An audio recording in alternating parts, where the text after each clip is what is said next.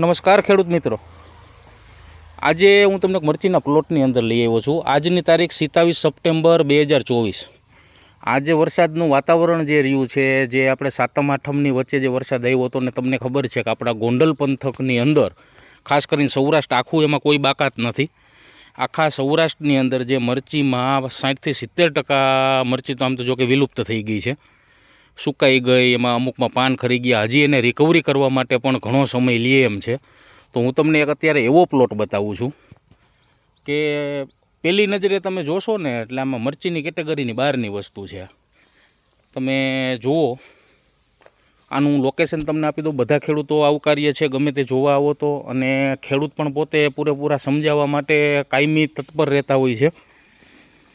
આ વાડી છે આપણે ભાયાવદર ખારચિયા રોડ ઉપર. હું તમને જો ખાસ કરીને આની હાઇટ બતાવું, મરચીની હાઇટ શું છે. આ મરચીની હાઇટ છે.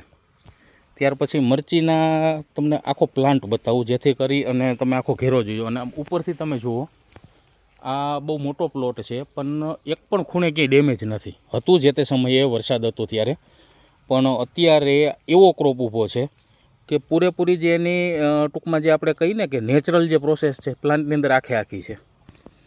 હાઇટમાં ટૂંકમાં તમે કહી શકો કમરની ઉપર છાતી હમી આ મરચી ઊભી છે. અત્યારે આખો જે પ્લોટ છે એ મલ્ચિંગની ઉપર તૈયાર કરેલો છે. જુઓ તમે, એની નેચરલ પ્રોસેસ જે પ્લાન્ટની હોય અત્યારે બધી ચાલુ છે.